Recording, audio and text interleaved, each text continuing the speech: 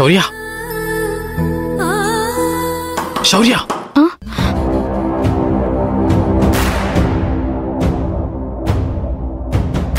Come here.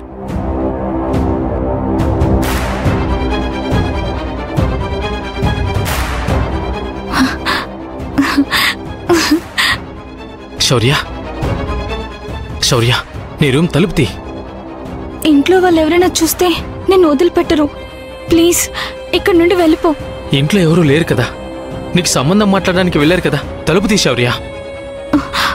వద్దు please. నా మాట విను శౌర్య, నీకేం భయం లేదు, తలుపు తీ. సరే రా.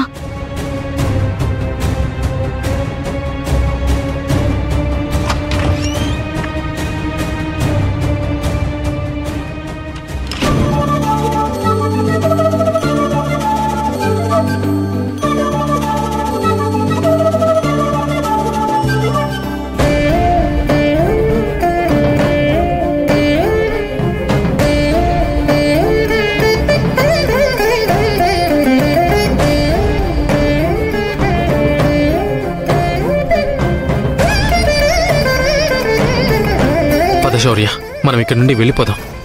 వీళ్ళందరినీ నమ్ముతూ కూర్చుంటే నిన్ను నన్ను ఎప్పటికీ కలవనివ్వరు. మనల్ని దూరం చేయడానికి ఎవరు ప్రయత్నాలు వాళ్ళు చేస్తున్నారు. అదేమీ జరగకముందే వీళ్ళందరికీ దూరంగా మనమే వెళ్ళిపోదాం. ఎక్కడికని వెళ్తాం? ఒక్కసారి వెళ్ళిపోయాం, దానివల్ల ఎంత గొడవ జరిగిందో చూసావు కదా. నిదానంగా పరిస్థితులన్నీ సర్దుకుంటాయి. ఏంటి సర్దుకునేది?